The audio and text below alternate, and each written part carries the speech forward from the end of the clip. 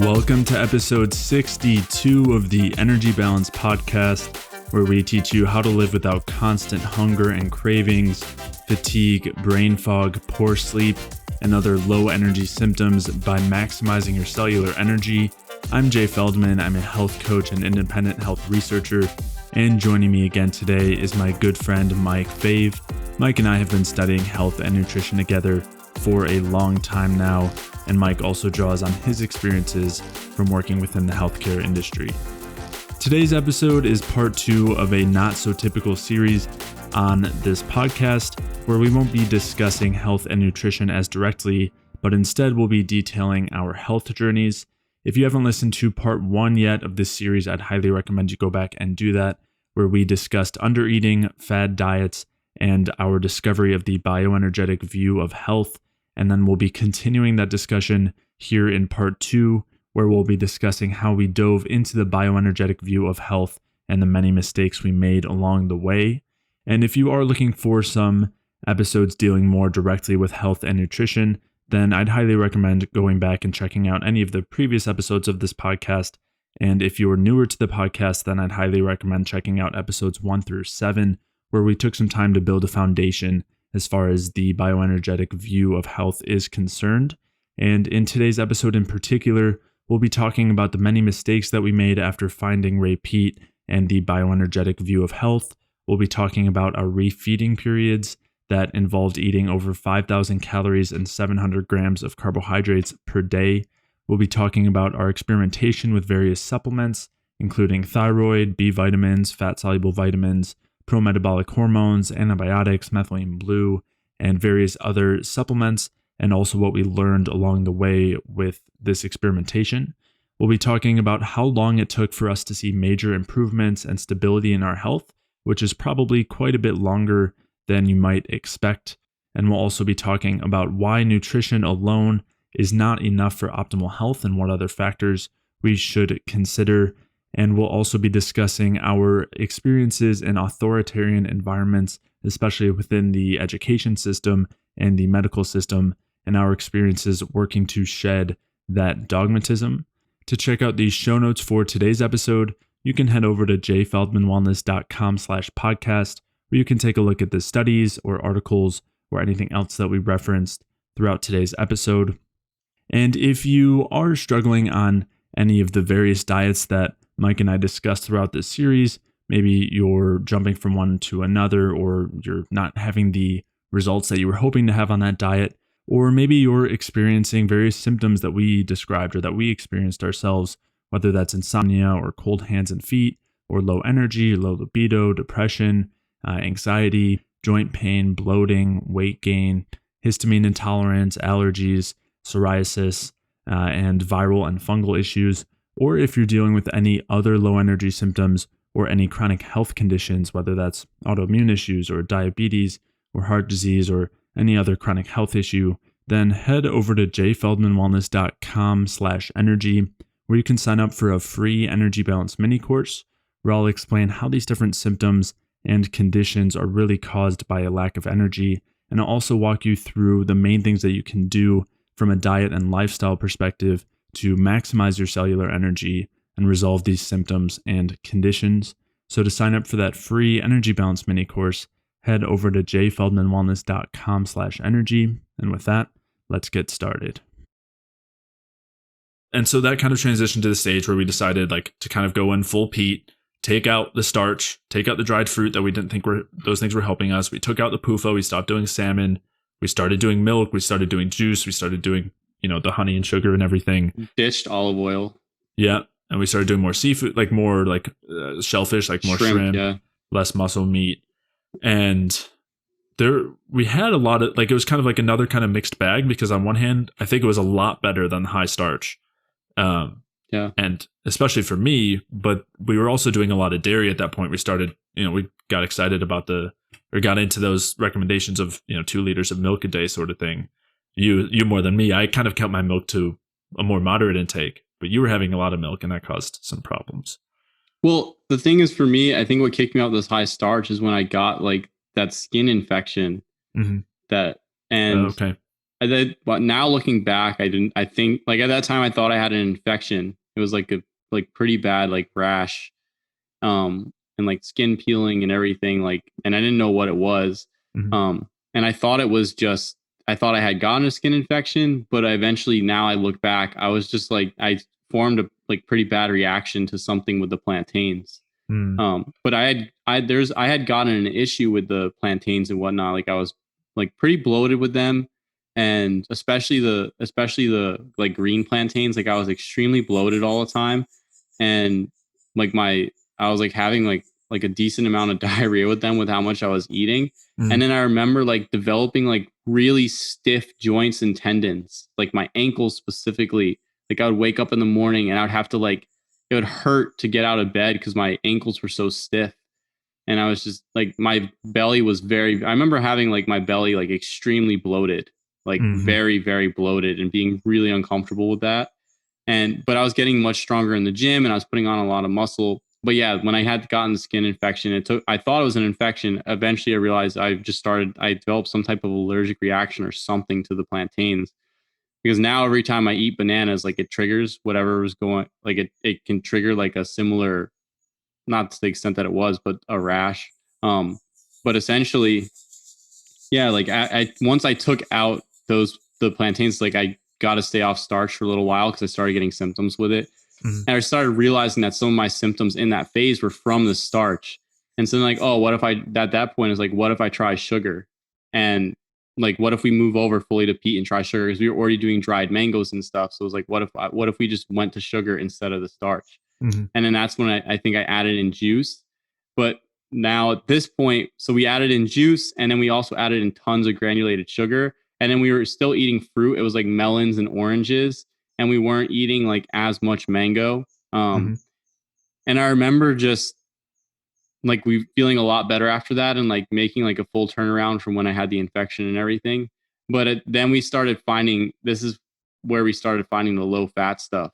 Because I didn't hop right into dairy right away.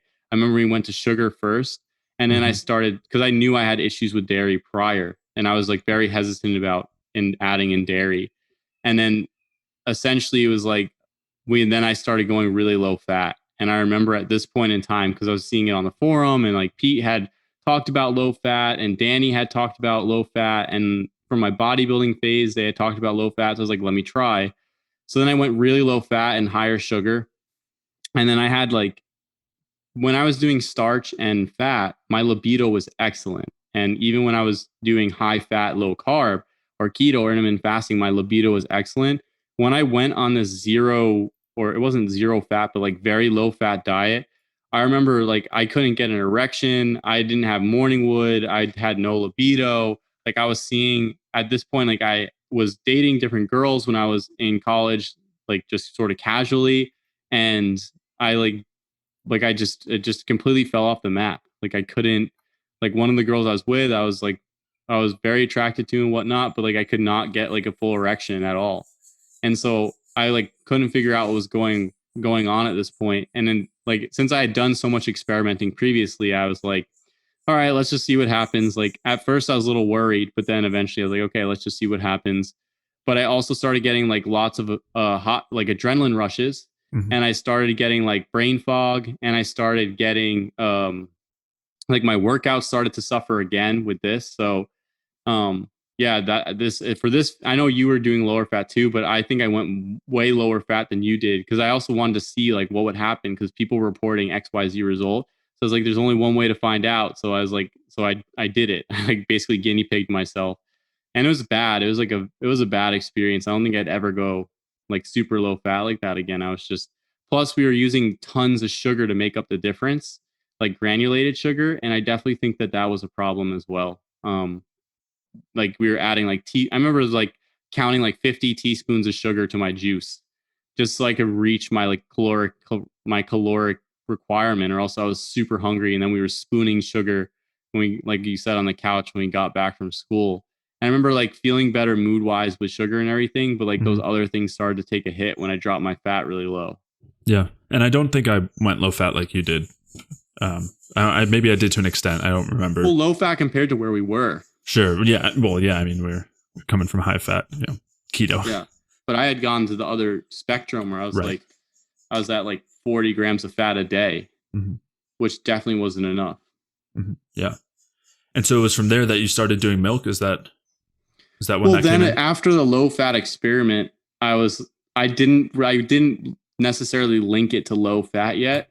So I figured something else. I was like, maybe it's the sugar or whatever. And so like, then I played around with a bunch of different things. And then eventually it was like, well, let me try milk. Like maybe it was minerals. And so that's when I hopped into the milk we hopped in the milk together. But I know I started with whole milk first, just because I liked whole milk better than skim milk. And so, yeah, then that started the milk phase.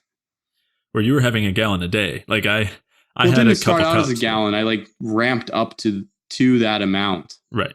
But I remember I like started with, a glass, and then it was a glass with every meal. Mm-hmm. And then then it was 2 glasses with every meal. And then like I started to remove some protein that I was eating because of the high phosphorus content or whatever I was thinking then, to balance my calcium to phosphorus ratio. And so then I started replacing meals with milk. And then it was like, oh, let's try milk and orange juice. So like just a whole bunch of mini experiments in there with all different stuff. And then it was like, let's try 2%, let's try skim milk, let's try milk with honey, let's try different types of milk, let's try different vendors, and just like trying all this different types of stuff. Mm-hmm. Yeah. And so during this time, you were still experiencing symptoms. I still had some symptoms, but I was doing way better when I first started bringing in the milk and the juice and taking out the starches and taking away the omega-3s. I remember we also did like kind of a gut protocol, like a bunch of supplements, thinking that we both had some gut issues, which I think we did, and a ton of pro-metabolic supplements as well, like high dose aspirin and niacinamide, and I was, methylene blue, and we were starting to get into some of those hormones as well, and still working out. And so I at this time I was feeling like better than I had ever felt for a while. Like energy was way better. My general like feelings of well-being and vitality were like just on another level, and in a way that I never would have even described them before. Like I never would have even recognized that was an issue, but I remember starting to just feel good all the time, and like the sun was brighter sort of feeling. Another issue that I had chronically was congestion and allergies, and those had cleared up a lot at this point as well, after being issues from when I was a kid. And I even got allergy shots for several years when I was younger, because my allergies were so bad, and even after that they were still bad. And so that went away, and my cold extremities, like cold hands and feet that I was getting all the time, the blood sugar dysregulation was getting way better.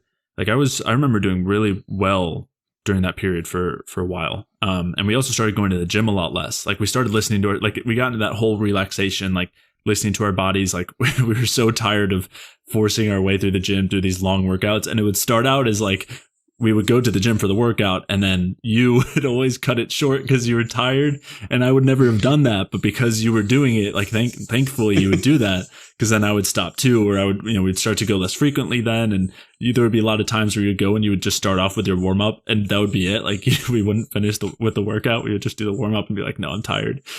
Yeah. And then we just chill out and just like go outside in the sun and on the field and talk, and maybe do like a little yoga or something. Right. Yeah. And just, yeah.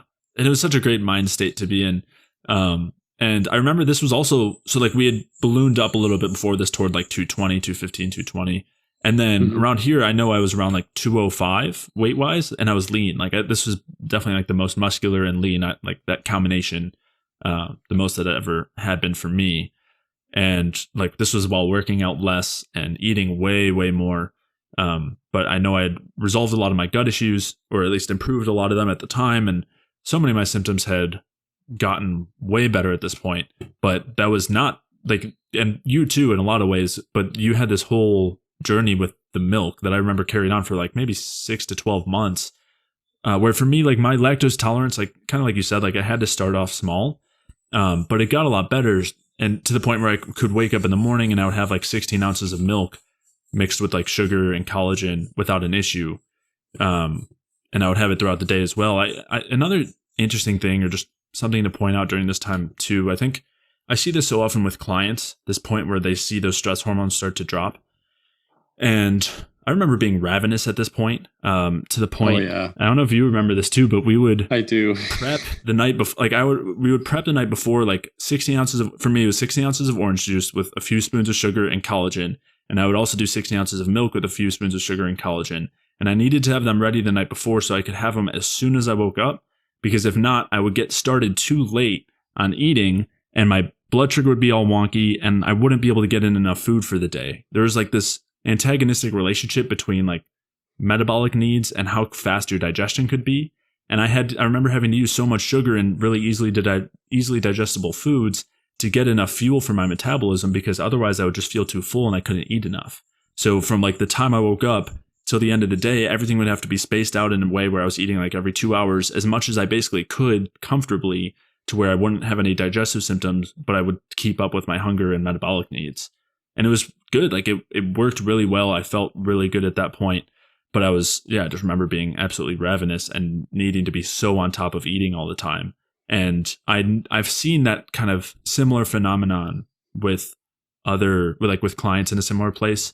And I will get here, but later down the road, this shifted to a much more normal place where like if I didn't get my next meal, it wasn't like the end of the world. I wouldn't have to eat as frequently. Like this got a lot better, but at the time it was actually really, really helpful to be eating that much.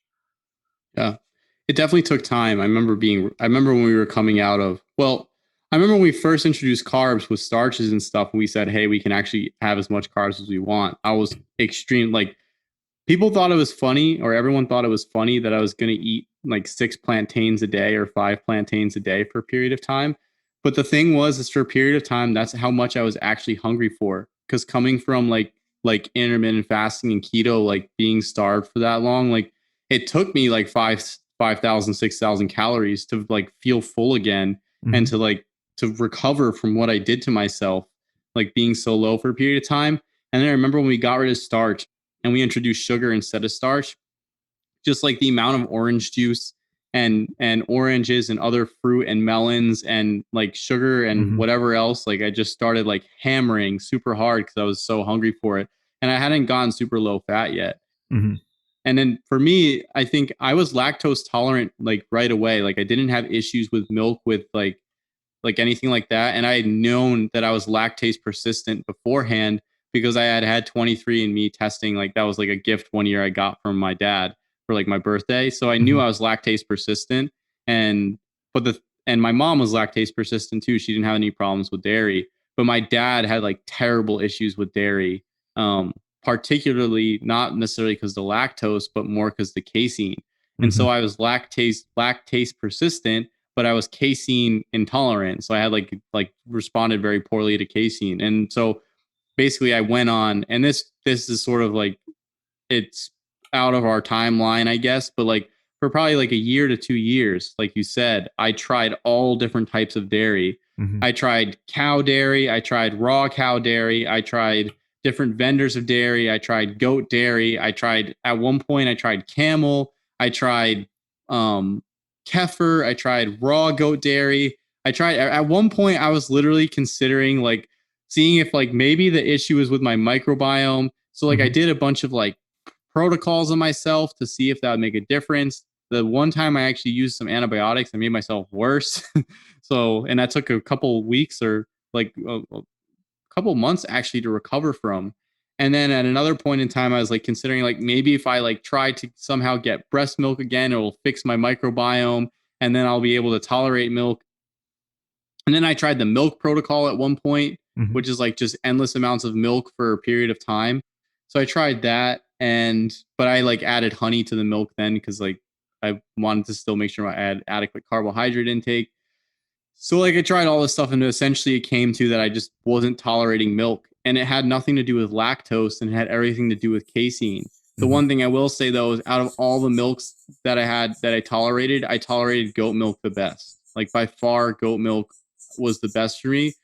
But the casein effect, like the brain fog, the lowered motivation, the like it made me put on a lot of water weight, and like my libido was completely trashed with milk. So and then I started reading about the effects of casomorphins and the opiate effects of milk. And some people, they break down the casomorphins into XYZ. So basically I determined that I was like not tolerating the casein, and I stopped doing milk. And then at this point, for me, after doing milk so long, I had issues with my gut. So this is where I essentially hopped on like a carnivore-esque diet to fix what was going. Because I throughout the whole time I still had some digestive issues, Hmm. whereas you got better with the milk stuff sort of right away. Yeah, I remember you had like a lot of bloating. Your like hands and feet would be cold. I remember. I mean, there was like this conference that we went to, and I remember especially then, like bringing your gallon of milk and adding a bunch of salt to it, and just being cold and like Feeling not like in a terrible, great yeah, mind state and bloated. Yeah, yeah. yeah. But eventually, what I realized though is like it took throughout all this time, I didn't realize how much the gallbladder surgery had negatively impacted my digestion, Hmm. and so I had like lingering effects from that. And eventually I found out that they left staples inside my gallbladder surgery. I think that's normally done. And I had developed an allergy to the staples. The I have issues as far as like if I eat too much fats, like causing my bile acids to reach my colon and cause like bile acid diarrhea, issues like that. And then I also had a lot of scar tissue in my abdomen Hmm. from the gallbladder surgery that I actually wound up working out manually myself, like with very deep massages, and then also going to an active release technique practitioner to break some of that up for me. So that made huge. The breaking up the scar tissue made a huge difference, and then sort of figuring out how to balance my fat intake for what was going on with my gallbladder. And then as far as the staples, that's still a work in progress on what exactly I'm going to do with that. But I remember like for a while, I actually went on a carnivore diet, and the diet was literally meat. And I didn't do zero carb at this point because knew that that wasn't a good way to go. Like I'd already been through the low carb thing, and I knew that I needed sugar. So what I did was more like an elemental aspect where the carbohydrate that I had was just like cane sugar. It was Hmm. like cane sugar soda for a period of time. And then I did well with that, but I eventually got some issues from not having enough vitamins and minerals. And then like I also from eating way too much meat and not enough fiber and whatnot, I started to get like little bits of constipation from it, or like just some upset I felt like in my colon. So then I started adding in, I added in like carrots, and I was tolerating those because I always had. And then like slowly as I worked out the scar tissue and I was on that diet, I also realized when I was on like the meat and cane sugar diet only that I was getting like B vitamin issues because I started to get like numbness in my toes, Hmm. like like loss of sensation in the tips of my toes. And I realized that that was related to like having not having enough of certain B vitamins. So when I supplemented the B vitamins, that recovered. But I realized that like that wasn't a long term strategy that was Right. going to make sense. Right. So I started to like try and introduce different foods, and that's why I started moving to fruit juice and whatnot. And so like through all of that, I determined that it's not carbs that were the problem, it was starches for me, and that I could digest fruits and sugar just fine. And as long as the fruits and sugars glucose to fructose ratio was fine, because like I still had issues with mango and like really high fructose things like too much honey. That was something I Yeah. learned from my dairy days when I was trying to do a lot of honey. um and so essentially like I each step of the process that I went through, I learned like a lot of different things, like little nuances like that have allowed me to be able to make difference for people if they have different foods, or like, oh well, if you did this, what if you tried that? But yeah, I remember that I turned the corner later on than you, and that's when I got rid of dairy and I moved more to like a paleo-esque diet, but it was higher carb, like much higher carb from only fruits, with very little starch. And then I could have vegetable fiber, but like I could eat cooked greens, I could eat raw carrots, I could eat like vegetables like that, but or like cooked cauliflower or cooked boiled broccoli didn't bother me either. Like I can eat those fine, but like I couldn't do starches at all. And then like my Hmm. protein sources were meat and seafood, and I wasn't very big on dairy. So as far I constructed my diet around that, the only thing that I've ever had issues with nutrient wise has been getting enough calcium. Just because a lot of calcium supplements, like I haven't found one that I fully like the way I feel on it. So that's still a work in progress. That's still something I'm figuring out. But besides that, like that's where I turned the corner, was essentially high sugar, paleo-esque diet with adequate carbs, adequate fat, and then protein from meat and seafoods. And then obviously avoiding avoiding a lot of PUFA. Whatever I get for omega-3s is from whatever seafood I eat, and that's fine. And it's usually like the crustaceans and shellfish and like cod or flounder or fish like that. And then whatever omega-6 I get it's actually like very low, and that's just whatever's in the fruit or the meat that I eat. And the meat is very much, I don't really eat any white meat.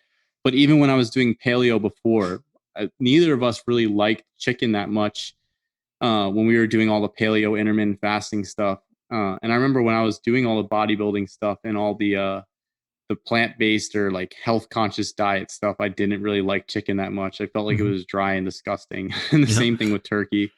So I've always been one for red meat. That was always something that I digested well and I did well with. And I actually for me, I feel the best when I have it in my diet pretty much every day. So that's when I turned the corner. I know yours was a little sooner when we introduced more dairy.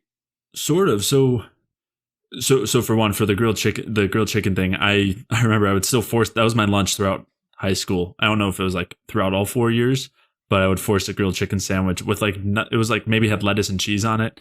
So it was like pretty dry. There was like, it was just, and bread. I mean, I liked it, but it was more in the name of health than anything else. I never liked the chicken.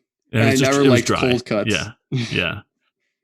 But so, I had kind of turned that corner relative to where I was before, but then there was actually a period very soon after, maybe a few months after, with a pretty decent amount of stress and like a lot of lack of sleep. And it kind of set me back a little bit. But not only that, like I kind of thought what you thought. Like I thought that I had turned the corner at that point and everything was kind of smooth sailing till now. And then when I went and looked back at my log, because that was 6 and a half years ago or so.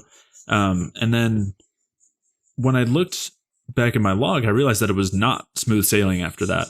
Not that it was bad, but I just like all of these symptoms that I'd been dealing with would come and go. So my lactose tolerance varied for years, where I would sometimes have issues with milk on its own. I would just have to have it with food. I would have to have smaller amounts. I needed it with coffee. I would go through periods without milk. I would go through periods with milk. I did the goat milk for a while, which was better. I did goat kefir, which was something that I think actually helped a lot along the way. But yeah, so lactose tolerance varied a lot. My digestive symptoms varied a lot too, like various amounts of bloating with sometimes it was different fruits, sometimes it was certain dried fruits, sometimes it was starches. I would have bloating, sometimes I would have pain, I would have gas. So like that was something that varied considerably over the years. My congestion and allergies would vary a lot too. And that was generally a pretty good telltale sign that something was going on if I was getting stuffy. And so that would happen. I also had histamine symptoms for a while, like itchiness on the back of my neck and sometimes at some other spots. And I would get hives even. And that would be like when I would be in a certain state and then I would have a lot of quote unquote high histamine foods. Those kind of symptoms would come up. My hair was still thinning throughout that time. It's hard to tell, again, like especially because it's in the back. It's not something I could see very often, but it seemed like it slowed down or stopped at points, but maybe would kind of come back at others. And that kind of, well, I'll get to that later. Energy would come and go as well. Like when you don't have those stress hormones driving you, you notice those fluctuations a lot more. And that happened for me, where that just general energy, that feeling of well-being would vary over the years. Blood sugar would vary a lot too. I was still getting adrenaline symptoms sometimes throughout the day, the cold hands and feet. Tolerating coffee was a huge thing, where I would try all different types of coffee. I would try it in different ways, and that would kind of vary. Same thing with thyroid. I was using small amounts of thyroid over, sometimes it'd be T3, sometimes T4, sometimes desiccated. And my tolerance to that would vary too, where sometimes I wouldn't be able to sleep at night, regardless of when I took it, or I would just have stress symptoms throughout the day, like stress hormones and blood sugar fluctuations. And that would sometimes happen with other supplements too, with the sleep. I remember like anything that was generally pro-metabolic, whether it was like a drop of vitamin E or vitamin K or B vitamins, anything like that would prevent me from sleeping at night, like being able to fall asleep. That was something that would happen. I would also get viral symptoms too, like sores around, like in my mouth. I had fungal issues that would vary as well, which could have also been correlated with the congestion and the allergies a little bit, and then also on my feet. Um, and then I would have some like various skin variations too, like a little bit of psoriasis, some like minor amounts of acne would vary. My weight would vary a lot as well. Like I would go through periods where I would hold on to a lot more weight, like sometimes 20 pounds. Like my weight would fluctuate up and down 20 pounds in a year, and I wouldn't change that much diet wise. I wouldn't really change anything macro wise. I mean, it would vary. I might experiment with some things, but it was never directly correlated. Sometimes it correlated with like the season, but sometimes it seemed to correlate with stress or like something else entirely, like periods when I couldn't sleep. I would never really, like, I got past that phase of like restricting when my weight would go up. Like I definitely like was able to think about it better, but sometimes my weight would fluctuate from like 185 to 205, and kind of it always stayed in that range, but it would go from one end to the other. And I would like get clothes fitted, like a suit or something, and then I wouldn't be able to wear it, or it'd be way too big or way too small. But it always just varied, like based on these different experiments we would run with different types of foods, different supplements, different time, like weather, time of year, stress. So as you were talking about before, those are the kinds of things that have informed like a lot of where we are now, and the kinds of things that we tend towards and the kinds of things that we stay away from or tend away from. It tends to be from these years of experimenting and seeing fluctuating symptoms along the way. I do want to say that there are quite a few things that seem to always help and help push things along when I could tolerate them. So that would be a lot of those pro-metabolic supplements, whether it was using small amounts of thyroid or B vitamins or methylene blue or something like that. I found those to always be helpful when they were used right. Sometimes they were harmful too. And again, sorting out that context. Yeah, exactly. Like sorting out that context was something that came along too. Like recognize, like so many people, they see the forum and they're like, oh, this person had this experience. And then they try it and they have the opposite experience or something. And yeah, so like having that experience ourselves of like knowing how different something could be just between you and I or between us and somebody else was very informative for sure. One thing that I found to be really helpful was low dose prescription antibiotics, particularly tetracycline. Again, not necessarily advocating this for anybody, but just throwing it out there. It was something that's what helped you. Yeah, helped me a lot with like energy and congestion and sleep. Like I would feel like energy and well-being was way different too. Like I would feel way better when I would use those small amounts for a period of time, a few weeks to a month. And I did that several times over a few years. And kind of like the kefir seemed to help too, but it was never quite as clear of a difference like the tetracycline. Eating enough was huge. And so you did mention the low fat, and I never went low fat like you did, but during that point when you were realizing how much having enough fat was helpful, I remember emphasizing fat a little more. And I don't think it changed. Maybe it was going from like 25% to 35% or 30 toward 40%, something like that. And that did help a lot for me too. Like I definitely felt better with higher fat and like making a point to get a lot of the saturated fats. My cholesterol was too low. That was part of the key as well. Like part of the clue that I needed to get more fats in. And I was already, people say like fructose helps increase cholesterol, but I was eating, 600 grams of carbs, mostly from sugar, and my cholesterol was like 160, maybe even in the 150s. So having saturated fat with that helped bring the cholesterol up. Were you going to say something? I just, there's a bunch of things that come to mind too when you talk about. So then go for it. Yeah, go ahead. Like for me, like I used tetracyclines, I used higher dose, and I hurt myself pretty bad when I did that. And I learned a lesson about, doing things too much, doing things too strong. Like the dose is important. But for me, what made like a huge difference was natural desiccated thyroid. Like I felt a huge difference from that. I still use it. I still like it. It changed things for me. When I first, with the high fat stuff, when I came off low fat, and when I came into like carnivore and all that, like there was a period of time where I needed a lot of fat to feel good.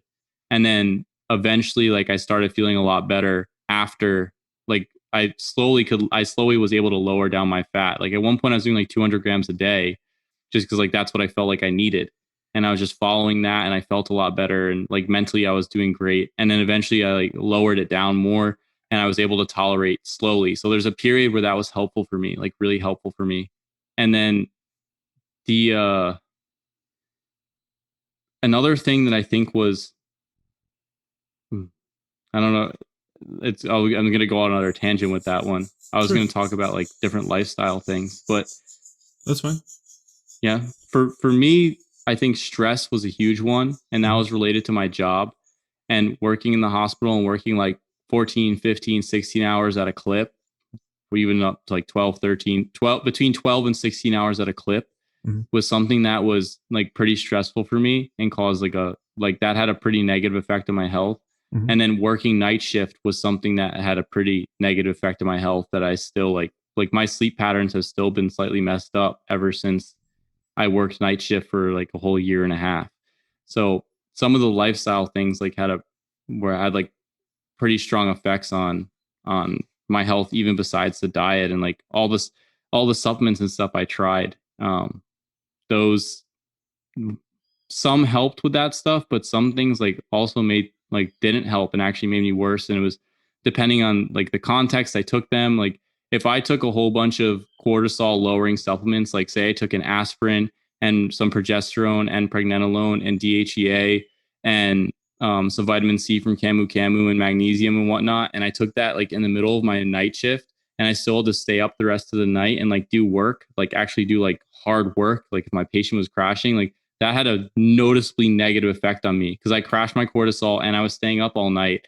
And then I had nothing to run on. Like I was struggling. Like I don't know where I was pulling this energy from, but that would like really mess me up. Mhm. So like I noticed things like that, and just different supplements affecting me at different times. But there was a period of time where I needed really high fat and to feel good, and then eventually I was able to lower down and like do better with less fat. And then also having thyroid, like using thyroid was something that was helpful for me, uh, especially over time, and like titrating it the way Broda Barnes and Dr. Peat have described. That was really helpful. And then B vitamins are also things that were really helpful for me. But I did find that in certain times, if I took them, they actually were stressful because they pushed the gas pedal and I didn't have it. So those were the job stress. So the B vitamins were pretty important. But yeah, Mhm. again, all the supplements is determining on when you're going to use it. And then also lifestyle factors like stress are, I think, really significant. Like me loathing my job and loathing having to be there for X number of hours a day, and like that had a pretty negative effect on me over the long term. And it's just now that I recently got out of it and I feel a lot better with that. So, and I'm still like trying to recover from some of the stuff that I did. But yeah, that was the night shift and just like working that and not liking what I was doing was like pretty negative for me and pretty negative health wise. And no amount of diet and supplements was fixing that. Yeah. Yeah. And there was some like learned helplessness sort of situations there too. I know for you, like just feeling stuck. I mean, and I'll get into this for myself too, because stress has been a huge part, but like the financial stress and needing to do things for money that we know are sacrificing other areas of our life. I mean, to say it's a stressful place to put you. I mean, it doesn't, like you're so confined, you're so stuck, you're so cornered when you're in a place like that. It's a very uncomfortable place to be in, and it takes away all of your feelings of like openness and creativity and um like a lot of the things that we talked about really coming about when we did transition towards a lot of the Ray Peat stuff. Yeah. Yeah. That was the thing that helped with that though, was just like creating a plan out and doing something about it was something that was helpful for me to get over it. But yeah, that environment, like it wasn't that I had to work for money as much. It was that what I was doing to work for money, I absolutely loathed. And Right. like I didn't agree with what I was doing. And I was very like at my job, I was cornered because I had to do things a certain way based on protocol and Mm-hmm. like they were like moral and value judgments there that were in conflict, like on a pretty regular basis.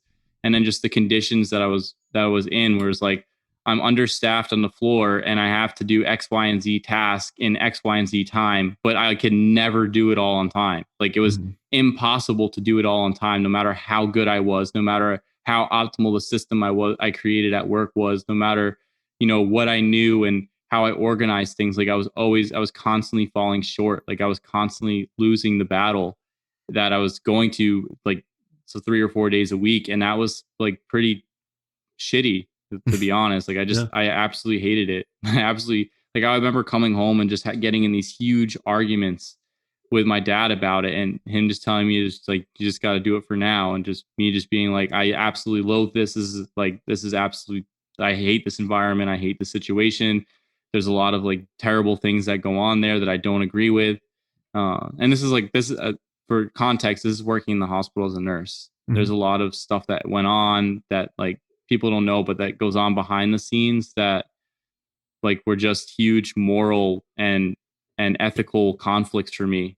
And just the ways like some like people are treated there, and just the environment in general was just antithetical to my belief system and my understanding of things, especially having gone through some of that stuff when I was in high school, and the surgery and all that, and then also like experimenting with all these different supplements and all these different diets and strategies and whatnot, just like seeing people suffer and get like bad advice and get told the wrong thing or get told things that just aren't true, and then suffering even more, not having anything like that. I can't say anything, like I'm completely closed down. Like I'll lose my job. It'll ruin my reputation. I won't be able to get hired again. And I needed to eat. Like having to like make those judgments were just kind of were like, I think negative for me for a period of time, like pretty negative. So those lifestyle situations were serious. And then the not sleeping one is still like, I don't think I'd ever recommend anybody ever do night shift after doing it for the year and a half, just because it was like, even to this day, I still haven't gotten my sleep schedule. And this was almost like 2 years ago. I still haven't like hammered out my sleep schedule perfectly because my body was so used to staying up all night long. It's like now I've like moved things back and I haven't been able to switch it back completely, where I'm going to sleep at like I haven't gone to sleep earlier than, I don't know, probably 12 o'clock in years. Like I just, and even if I went to sleep earlier than 12 o'clock at night, I would still wake up at like early in the morning and I feel like I just took a nap only. So it's just, that one was kind of like a pretty negative thing for me. And I'm still like trying to fix it. So Yeah. And for reference, when we were in college, we were waking, I mean, we would go to sleep around 9 o'clock some nights. I mean, obviously on weekends we would be up late, but yeah, we were like not, you used to be like an early night, early morning kind of guy. So yeah. And then then the thing is when I switched back onto a regular shift schedule, which was during the day, I had to wake up at like 4:30 or 5 a.m. to go to work. But and this is partly what ruined the circadian rhythm stuff still is the days that I would work, I'd have to wake up at 4:30 to 5 to go to work. And then when I would come home, like some days I wouldn't be able to eat the whole shift. So I would want to eat more to like make up that difference. But when I get home from work, I couldn't eat. Like I needed to just do nothing. And so I would just lay down on the floor or on the couch after some of the shifts, and I would just stare at the ceiling and like take like 20-minute nap or something and just lay down and be useless for I don't know, for however long, for a couple hours.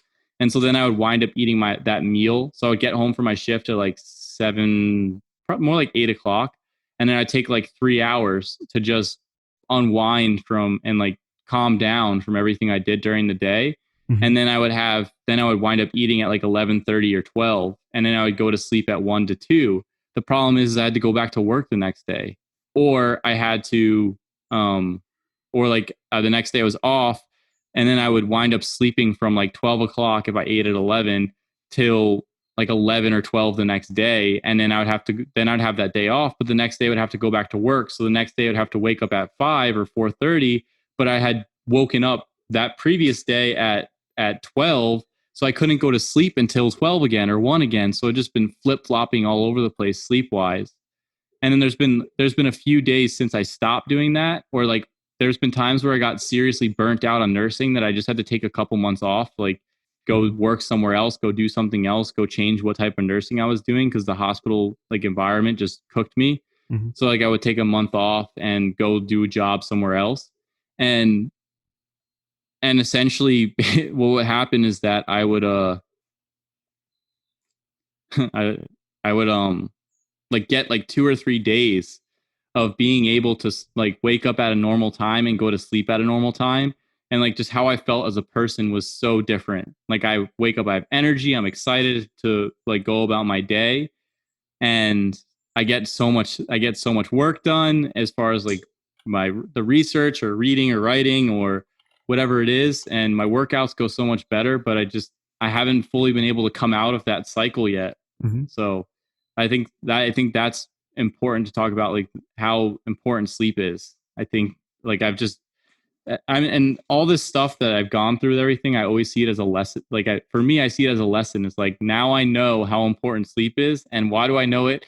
Because I really screwed up my sleep cycle quite a few times from work, from whatever I was doing. So yeah, it's been something that, and from doing night shift, I know strategies on how to manage circadian rhythm. Mm-hmm. I know how to make little tweaks here and there to deal with not sleeping enough, or how to recover from some of that stuff and how to make the difference. It's just a lot of it takes like a lot of discipline. And when your schedule is constantly rotating, it's kind of hard to do that, because after a couple months of trying to be extremely disciplined, but being tired from what you're doing with work, you sort of lose that excess willpower. It's sort of like you're just like, I just need to sleep today, and I don't care about my circadian rhythm. Because for a while I would go to sleep at 12, and I would still try and wake up that day at 5:30, so that I kept the same schedule consistently. But after a couple months of waking up consistently at 5:30 and getting like a consistent, 5 hours of sleep, like I couldn't do it anymore. And so sometimes it's just like sometimes there's just, it's kind of hard to deal with. But yeah, I learned a lot of lessons about sleep from night shift, and then from my most recent endeavors with nursing. Yeah, sleep and stress. And so I did have a semi-equivalent period myself. So circling back, like I know I had mentioned all those symptoms that were kind of coming and going from, when we first really started doing the whole, diving into the whole Ray Peat thing. And so that happened for about 2 years, really, where those symptoms were really fluctuating a lot. And then there was kind of like a jump forward in stability. And then about 1 year after that, things were much more stable health-wise for me. So the reason why I just wanted to point those things out is because that was things that I was surprised by when I went back and looked at my log, like the fact that I was still experiencing whatever symptoms it was, 3 years ago, or 3.5 years ago. And things were still way better. Like I knew that I was still way on the right track, but some things were still lingering considerably. And so it was about 3 years in that, for me, health-wise, things really became much more stable, where even through these periods of stress and lack of sleep, it didn't affect me anywhere near as much, and a lot of those symptoms wouldn't come back anymore. So the reason why I wanted to put that out there was just because I think the timeline is helpful. So, it's so hard to be patient, and it's so, when you're dealing, especially with significant symptoms, which for the most part, ours weren't so bad. Like we weren't dealing with any intense, I mean, when you were younger, you had intense pain, but like later on, we weren't having intense pain. We didn't have severe autoimmune issues. We weren't having debilitating brain fog or fatigue. Like we had symptoms that were uncomfortable, but it wasn't as intense as it could have been. And so a lot of times when people are in that, are dealing with things that are much more uncomfortable for them, they just want to be there already. And I think it can be helpful to recognize just that it takes time for your body to adapt to a new environment, right? When we're creating this energetically favorable environment, our body has to adapt to that and increase its own thyroid activity and its own pro-metabolic hormones and shift out of the stress state. And those things take time. And, we talked about our history and how much we depleted ourselves in various ways. And that was, maybe for 20 years or so until we started jumping into some of the Ray Peat stuff. And other people have done that for 30, 40, 50 years, maybe not to the same extent, or maybe to the same extent. But so with those things in mind, these things take time. And that doesn't mean that in years you can't be seeing dramatic improvements along the way, every step of the way. But to expect it all to change all at once, I think, is just a recipe for like disappointment. Yeah. So I just think that's one thing that's helpful to keep in mind. But I do want to mention also, when it comes to like stress and sleep, the like stress with work was definitely something that I had, and there was the same kind of thing, like this financial stress and starting a business and not having any stability there. And there's people who have done like entrepreneurial endeavors before know like it's really hard to create boundaries, and you can just work yourself to death like from morning to night. And I definitely fell into those things, and a lot of ups and downs along the way that had made it really tough, and definitely took a toll stress wise, mentally. A lack of definitely was a lot less active socially, and just like various aspects of things. And there was a point where I had to get another job to help support things business wise, and that cut into my sleep.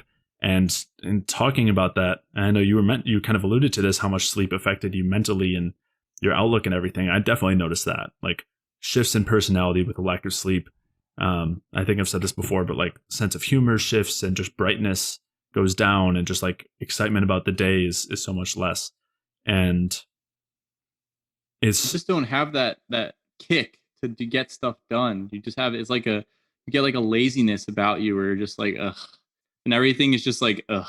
It's coasting. You end up coasting through the day. And I think, and I know I've said this before when we've talked about sleep, and I'll link to those episodes, but it's so easy to get used to that as the norm. Like it's hard to recognize how different that is from, especially if it's been a long time. It's hard to recognize the difference there. Like it just becomes your norm. But yeah, so sleep was huge. Like stress was huge for many years for me. In that same way, with just various aspects of the business and all of that. And yeah, along the way, we still experimenting with diet and supplements, and there's always small things that we're trying to continue to improve. I know you talked about like your hair situation before, and so I know I mentioned my like the whole hair thinning in the back situation, and maybe that was it seems, looking back at the timeline, that was brought on more by the lack of eating, like the low calorie restriction, like heavy restriction, malnutrition sort of environment, plus maybe the low carb not helping. And that seemed to kind of stabilize in the back there. But just the hair overall, like still, like thickness hasn't necessarily changed, or at least improved. And in the front, like it's I know for me, like it's started to recede slightly.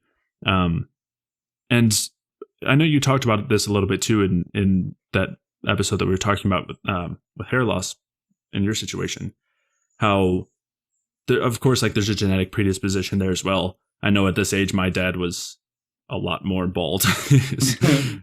Like almost completely bald, right? Yeah, and pretty U-shaped at this point. That U-shaped hairline, like pretty significantly.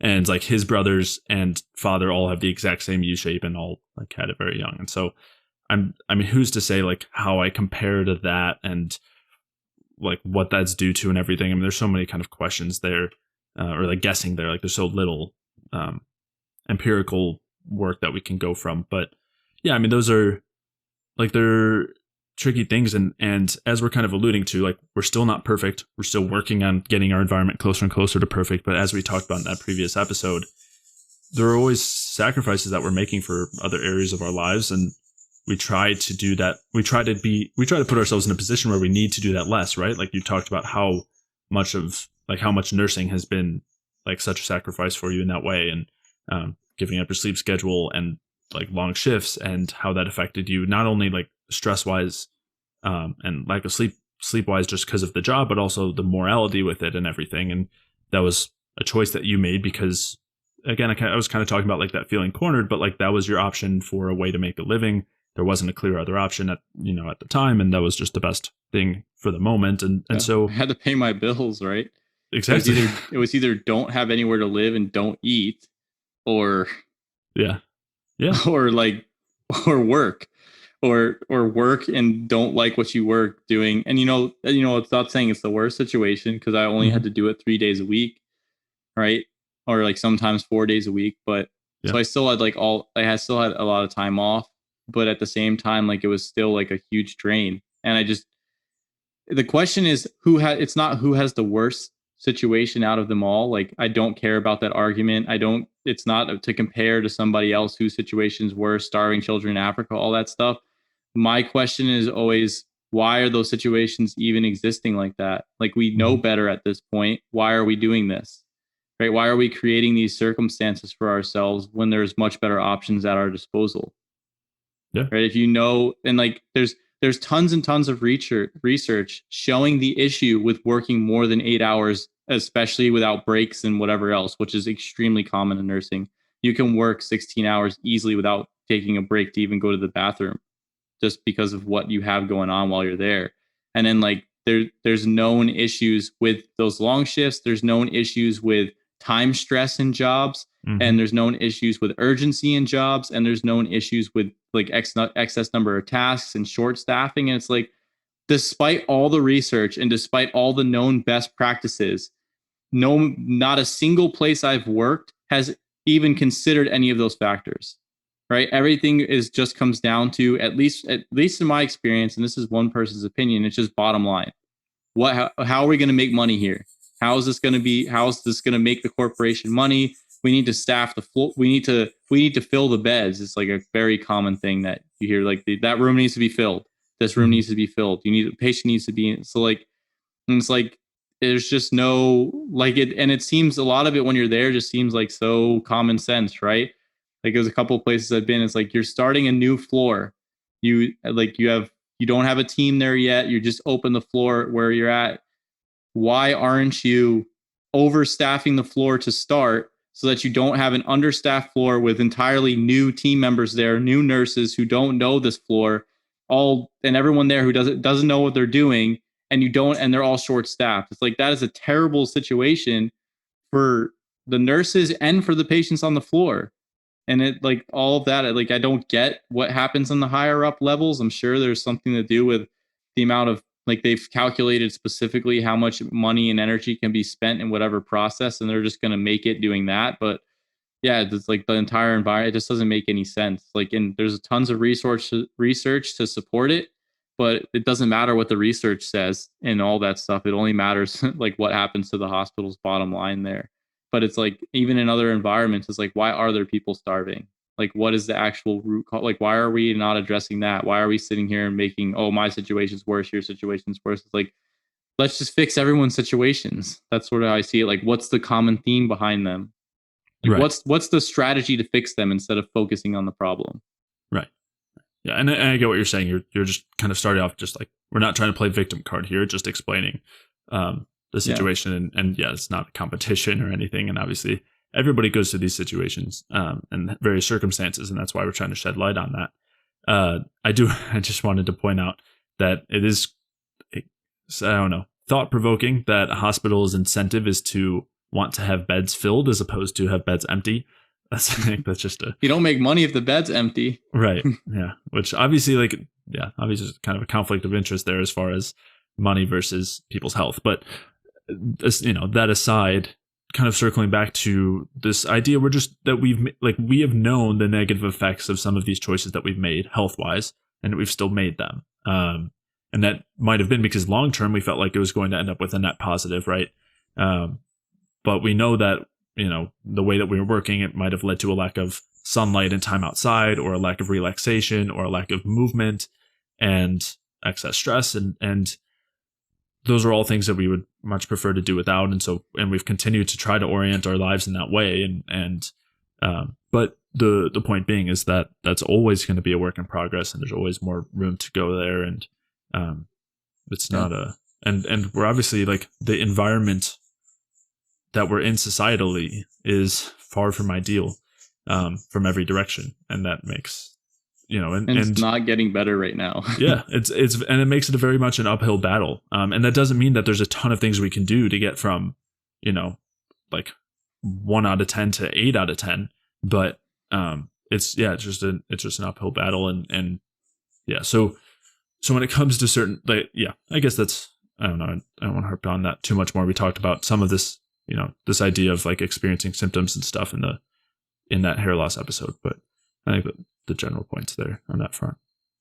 Yeah. The only thing I wanted to talk about is that there was one point in time that I didn't mention because it wasn't related to diet stuff, but I actually had like a pretty severe, like, depressive period when I, like, in my last year of school.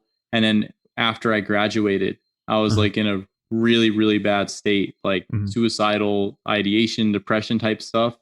And like completely incapable. When I graduated college, like I was completely incapable of doing anything for about like 4 months, where all I did every day. And so I had money saved up because I worked in the summers and stuff like that. And I was living with my dad at this point, but I didn't, so I didn't have a lot of expenses. I just had to pay for my food, and I didn't have health insurance. I didn't care. Like I wasn't going to go to the doctor anyway. Um, so basically, what I did was all I did for 4 months was I woke up in the morning, I ate, and then I laid on the couch, and that was it. I didn't do anything else for days because I was so burnt out from, like, I had a lot of family problems go on in my last year of college. And in my nursing program to become a nurse, I actually loathed the program. I didn't like what I was learning.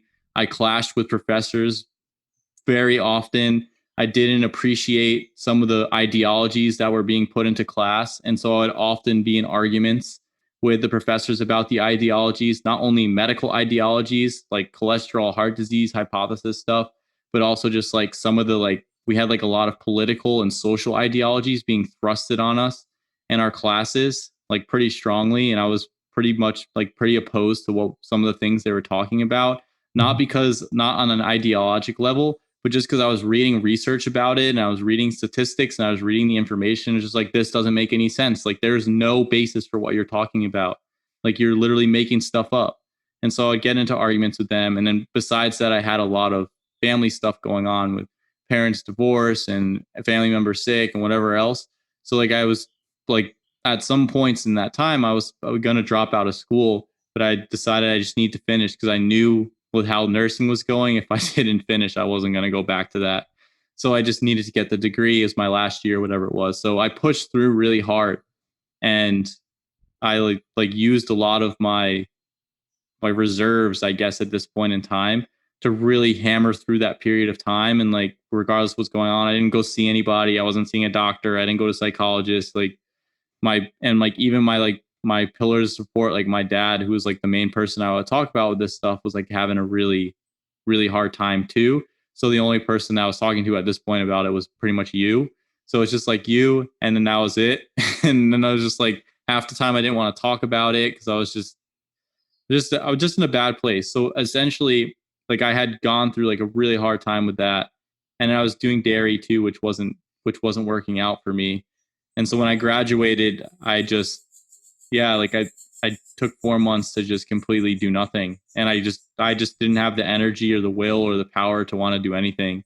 Just laid on the couch, put the TV on, barely watched it, like, and just I don't even remember what I did because I just didn't do anything. I like loosely went to the gym just because I wanted to give myself some structured routine. So I ate consistently and went to the gym, and just that was it.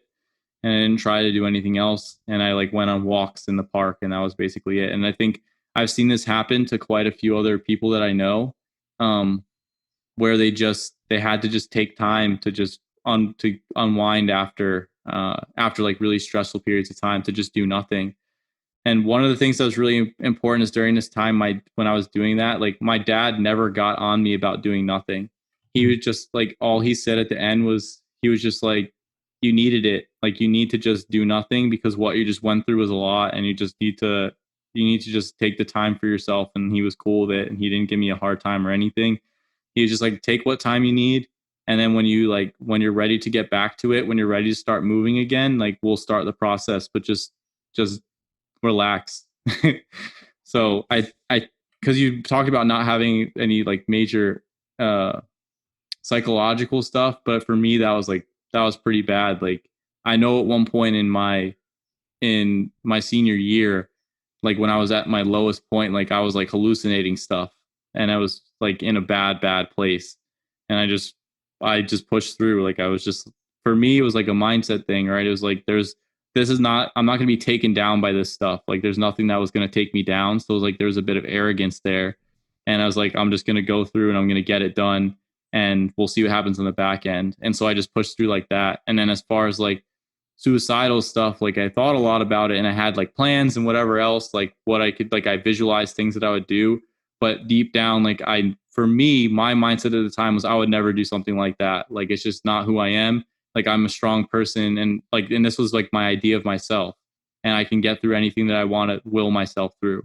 But the point being with that is that like it took a huge toll on me, to the extent that like at 22 years old when I graduated, I could physically not do anything for 4 months. So that was like a really rough period for me as well. And that was something that like really negatively impacted my health as well. And it took time to just recover. Like, it really took that time. Mm-hmm. So yeah. Yeah. I know, I guess I had also forgotten a period of time. I mean, for me, I was much younger, so it was a little different. But when I was in middle school, and this I think started pretty soon after I really started under eating, because I went through a period of like pretty bad depression as well, which I think a lot of people experienced to some extent during that time, like just those kind of growth experiences. But nonetheless, that was definitely there, and I think and that was, I talked about like eating very, very little. And I think after eating at least more than that, I think that did actually help looking back. yeah, like that did help things. But yeah, I mean, you were there with me when I was doing that. You were yeah, there, like, except when I was at home, but you were there in senior year when I was really out of it.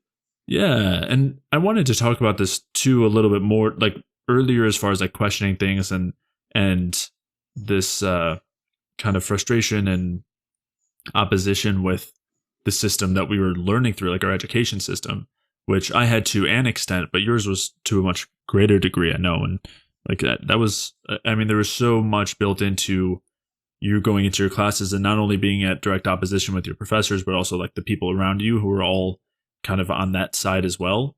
And I know that was, you mentioned that a little bit, but I know that was like a huge toll too. Yeah. When I was in nursing school, I had like, because I had argued with so many professors, I had gotten a reputation, and like the professors would talk about me behind my back and like say a lot of negative things.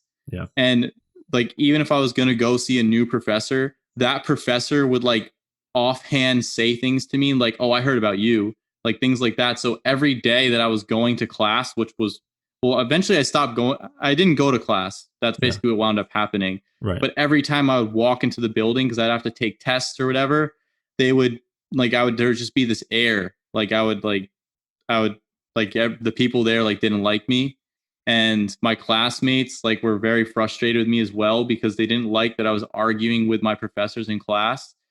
And just like the whole environment like was just very uncomfortable. And then even when I was in the hospital setting where I had to do rotations, I had another good friend who I was working with, and like the dean of the school would like make recommendations to my clinical leader, who was like my preceptor, the person who was watching over us while I was in the hospital. And like I would get this like special treatment in a negative way, where like I had to like, I couldn't be put with X number, like I couldn't be put with my friend, or I couldn't be in certain group, and I had to be like, they had to watch me extra closely and stuff like that. And it was like it was a really uncomfortable experience. And then just to like everywhere you go, like I felt like I was just like a pariah, or like I was completely ostracized.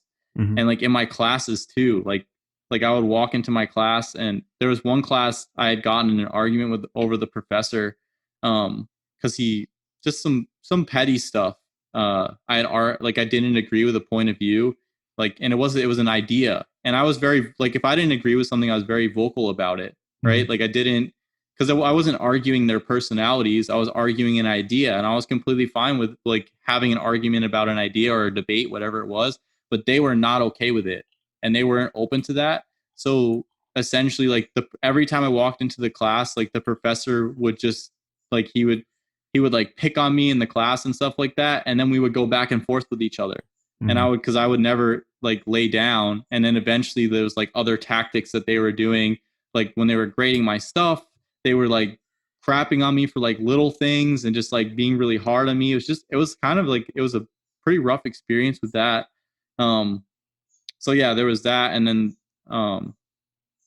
there was like all the family stuff I had going on. And then we had whatever was happening with with the girlfriends, and just like it was everything just sort of like it was like a ground zero type of thing where everything was like happening all at once. I was having issues with health with dairy. I was having issues with my family and my parents divorcing and family members being sick, and like a complete like schism across my entire family, like dividing up into sides. And then whatever we were having happen with our friend group at that point in time, because some of the stuff that was happening with one of our roommates, and then like breaking up with a girlfriend, like it just all like hit me at once. Like it was going well, and then boom, and then I was just at the bottom for a while, and like it was like nowhere I was going. I was like I felt okay. Like I couldn't go home to talk about things. We had like issues going on with whatever we had going on in the house at that point.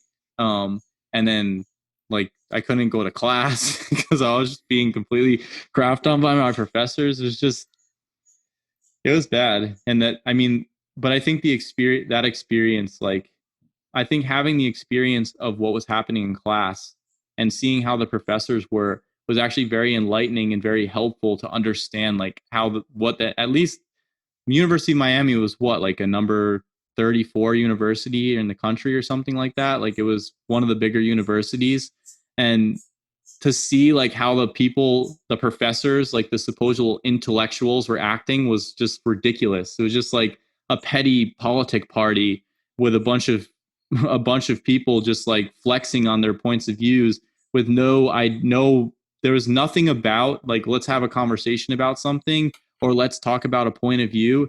Everything was like, I'm right, be quiet.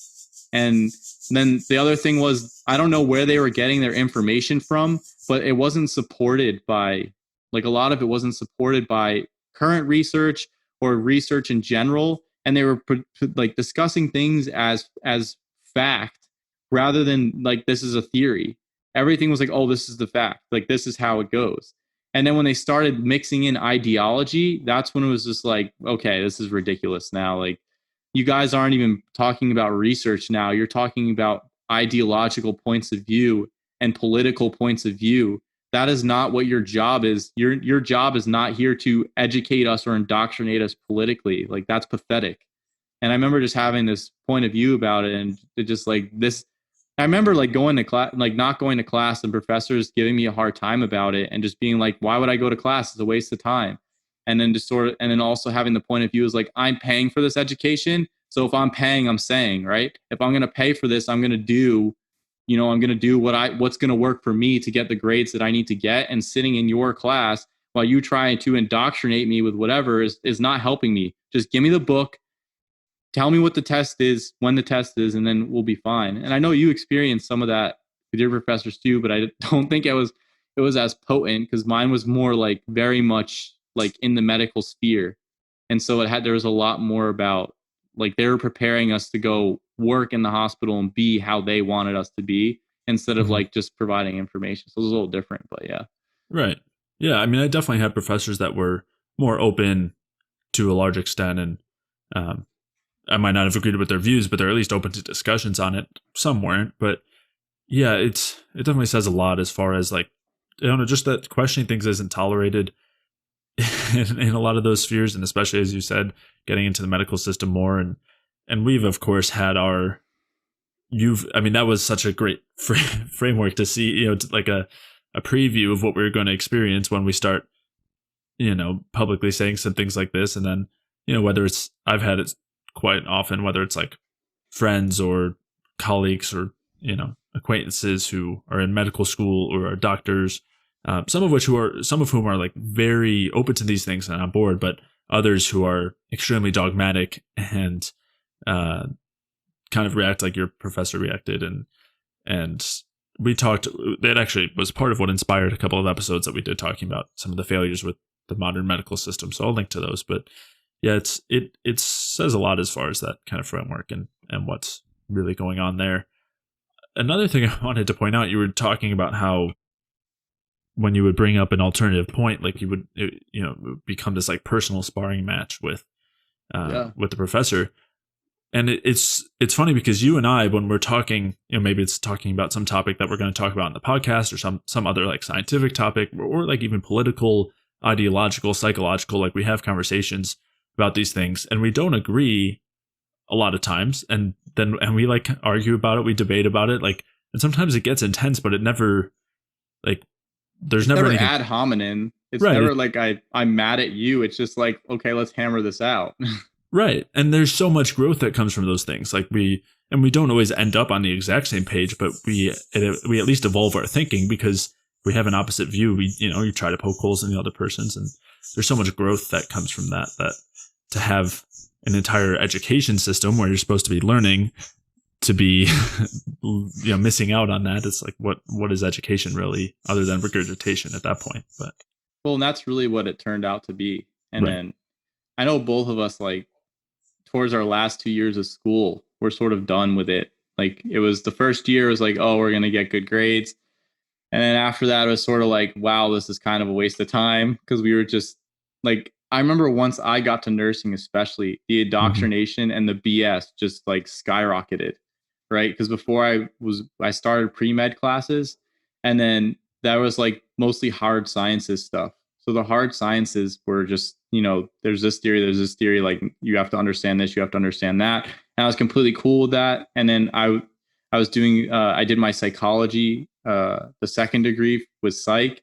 And like in psych, I took a lot of neuroanatomy and a lot of like heuristics courses and a lot of social psychology. So just like, and that was all just like, check out this interesting study.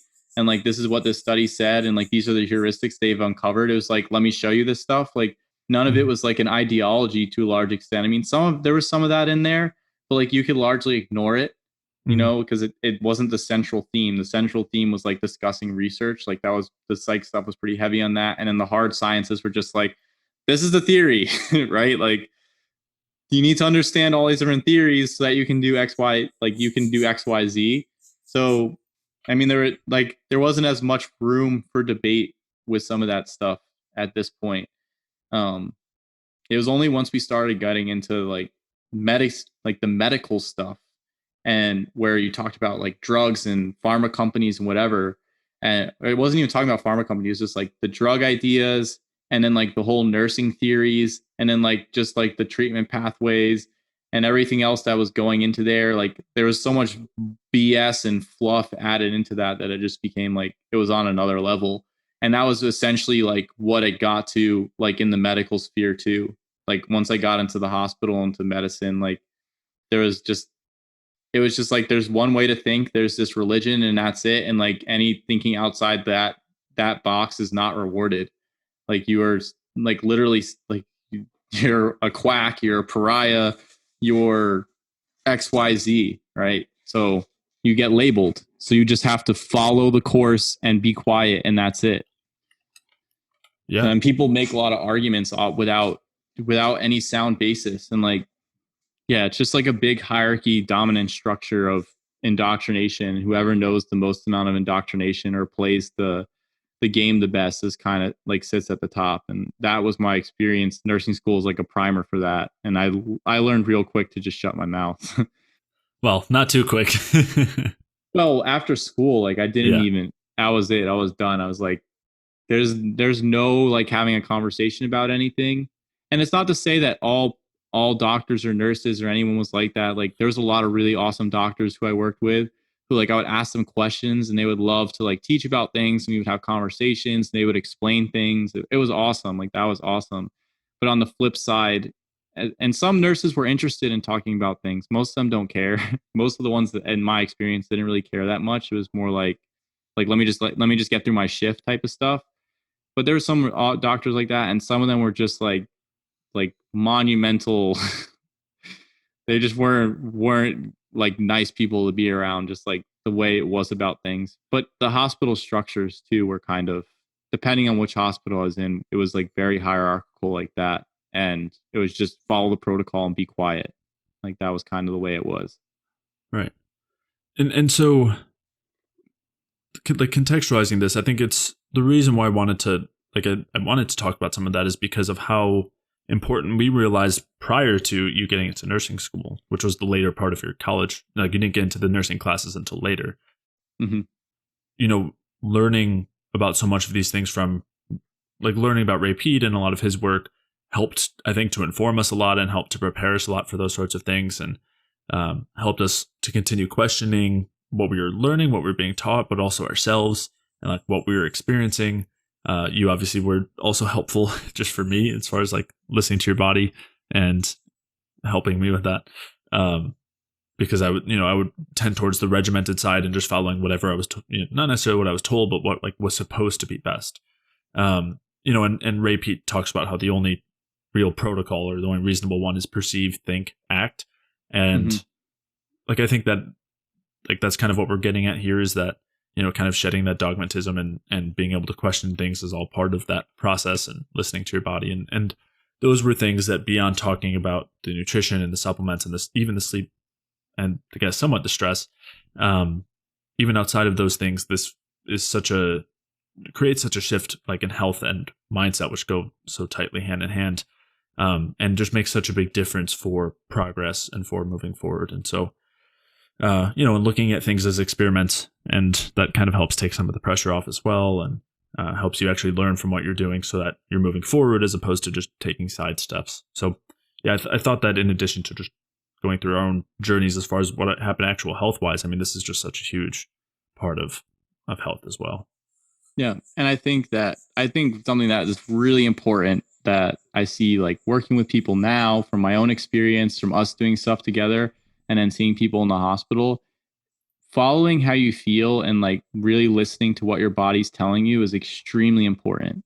And that'll give you a lot of the best information. You can do a lot of testing and all that stuff and it's helpful, but it's just a snapshot in time. Whereas if you're continually feeling what's going on with your body and you take time to develop a connection with your body and actually move your consciousness just from right here down lower and sort of see what's going on. I know it sounds a little woo woo. I don't think it's necessarily woo woo. Regardless of how it sounds, but you can really get a sense of what's going on. You can really see what's wrong. You can start to, and while you might not immediately get it, over time, the more you listen, the more you can start to put things together and see how different things are affecting you and see where you're going to go and what you're going to do and try and experiment and like essentially the goal is to create your own protocol, your own toolbox that works for you, your own lifestyle that works for you. And so all that I think that we've really done is we've researched a lot of different things. We've tried them out. We've taken a lot of Ray's large picture and we've really spent time to understand it, as well as the larger pictures of some of the other popular ideas that's going on, whether that's paleo, whatever it is. And then also taking concepts from modern medicine and like basically pulling from all different areas, having a big picture there, and then experimenting and testing and seeing like how things go and being aware of ourselves. And that's really what I think the process is for pretty much everyone is to see how you feel, gather valid, good information. There is good and bad information, right? There's definitely wrong information out there. And over time, you get better at discerning it, the more you become aware of yourself and you try different things, right? Like as soon as the carnivore craze came out, both you and I were never like, oh, Pete's wrong, we should hop on carnivore. Cause it's like, we already tried doing the low carb, like heavier meat stuff. And we already had an understanding of the physiology around what was going on. And we already saw the differences between lower carb and higher carb and different types of carbs. So we had a context to be able to provide information to it, right? Or to be able to have an input around carnivore without actually having to specifically do it, even though I did it a little bit. So it wasn't 100% carnivore, and that wasn't because in the instance of doing carnivore. The other thing is the more stuff that we've done, we've gotten out of the idea of like being a part of an ideology and getting more into the sense of like what makes sense, what works, and we're going to keep that, and then we're going to toss out, at least for now, the stuff that we aren't finding that works or that doesn't make sense, and maybe we'll get back around to it at another point in time, right? And then retest it or whatever else. And there's like a lot of valuable nuanced lessons that you learn when you go through all of these trial and error and experiments and whatever else you want to categorize this stuff as, that aren't necessarily like learning a new physiologic concept. It's more like like gaining wisdom to some extent about yourself and how things work, right? So like the idea of doubling down, where it's like if this isn't working, then I must do more, right? Or the idea of if one thing is good for you, then more of it must be better. Like you change from that perspective to, okay, what's the effective dose with the best benefit and the least amount of side effects, and does it make sense, and what makes sense in the large picture, right? So does what you're using make sense in your larger overall picture, and what is that optimal dose? You sort of like you start to learn more things like that become really helpful. And then obviously one of the most important ones that we've touched on quite a bit is really listening to yourself and listening to how you feel and trying to make sense of it instead of rationalizing or ignoring it. Yeah. One thing that I really liked that you talked about there was kind of how now we would see some other diet, maybe you call it a fat diet or not. I mean, what's the difference whether you call it that? But you see something like carnivore, and we wouldn't be tempted to go towards that now. And I think, yes, listening to our body is part of that. And another huge part of that is actually the understanding of physiology. And it made me think of how throughout all this time, and I know you had this as well to an extent, we were always like, our diets were varying a lot. We'd go from whole grains and raw nuts and seeds to white rice, let's say, and paleo. And so the people around us would be seeing these shifts and not, just be seeing it from the outside and just thinking it was like some ridiculousness and we're just jumping from one diet to the next. And it just kind of, there's no reason to like consider anything that we're saying because it's just going to change in a minute. I would get that a lot, like with family, where it's like, oh, like what are you eating this week? And which is fine. I mean, but one thing that really helped along the way was building the understanding because so even throughout low carb and paleo, like, I mean, it was all built in compared to before, but it was on such a different level from, I would say, the understanding of physiology, like the depth with which we understand and can contextualize these different diets. And those things are not quick. It's not a quick thing to build that picture. It takes a lot of time and it takes effort, but those are going to be the things that allow you to recognize. It's going to be a huge part of the picture to allowing you to recognize what makes sense and what doesn't, and help prevent you from just jumping onto the next diet, going vegan tomorrow or something because there's somebody around you talked about their benefits with it. Yeah. And that's really important too. And I think it also prevents missteps along the way. You're going to be less likely to, and it helps you. I don't want to say stick to it as if it's some diet that you have to stick to, where there's nothing wrong with eating a piece of pizza if that's what you decide is the best option for you, or just the option that you want to make at that point. But it's actually understanding what goes into those choices, and that makes the choices a lot easier than feeling like you're on some sort of a diet that you have to restrict to. But rather understanding that you feel better when you're eating whatever it is that you're doing or not eating whatever it is. And also that you understand the physiology there. Just, it makes it all a lot easier, and it also adds a lot of stability. And helps you reach what I would consider would be truth faster. You're talking about correct and incorrect information. And the more that you understand, to whatever extent you can, the easier it is to discern those things. Yeah, definitely. And I just think this reminds me of the idea that, like, something that I feel like both your dad and my dad talked about at some point was like everything in moderation. Mm-hmm. And it's just like such cop-out answers. Then something that we've always talked about where it's like, I don't know exactly what's best, so I'm just going to do a little bit of everything so that it's like the shotgun approach. It's like, so I don't have a problem, right? Yeah. And I feel like it's like, while we have gone through some things that have both made us like suffer quite a bit, at the back end, we've been able to figure out things from that suffering and it's not even suffering. It was just painful learning. Yeah. Yeah. So it's just like through some of that painful learning, we were able to really uncover pretty, like, I remember every time I learned something like from one of those experiments, just like that aha moment, just, it felt so good. It's like, oh, I get it now. I understand why, I understand why this XYZ caused X, Y, and Z.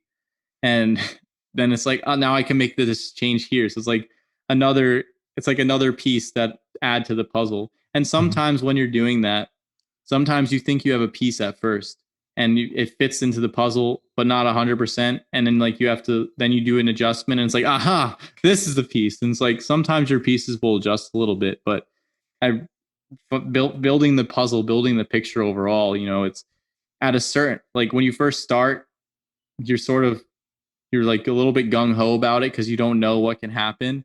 And then it's like that U-shaped curve. Then you hit the bottom and it's like, what can happen, and and then you're like, oh, there's so much more to go. I don't know what to do. And then as you start to like build more momentum from the bottom and you start reaching to the other side of the curve for like your knowledge level with things, that you start to really make it that difference in your implementation and your understanding and what you can do for yourself. And like creating a sense around it of like, I'm figuring out what works for me. I'm figuring out a plan, or I'm figuring out a protocol that works for me, something that I can use going forward. It's my lifestyle, right? Like something very, very specific to you. Not that it's, oh, I'm paleo, right? In the sense that, oh, this ideology or this framework, that's me. It's more like you're creating something of your own. All right, that's going to wrap up this series discussing our health journeys. If you did enjoy it, please leave a like or comment if you're watching on YouTube. And if you're listening elsewhere, please leave a 5-star rating or a review on iTunes. All of those things really do a lot to help support the podcast and are very much appreciated. To check out these show notes for today's episode, head over to jfeldmanwellness.com/podcast, where you can take a look at these studies or articles or anything else that we discussed throughout today's episode. And if you are dealing with any of the symptoms that we experienced throughout our health journeys, whether that is insomnia or low libido or depression or weight gain or joint pain or anxiety or cold hands and feet or bloating or allergies or histamine intolerance or psoriasis or various infectious issues or any other low energy symptoms or chronic health conditions, whether that's diabetes or autoimmune issues or heart disease, then head over to jfeldmanwellness.com/energy, where you can sign up for a free energy balance mini course where I'll explain how these different symptoms and conditions are really caused by a lack of energy. And I'll also walk you through the main things that you can do from a diet and lifestyle perspective to maximize your cellular energy and resolve these symptoms and conditions. So to sign up for that free energy balance mini course, head over to jfeldmanwellness.com/energy.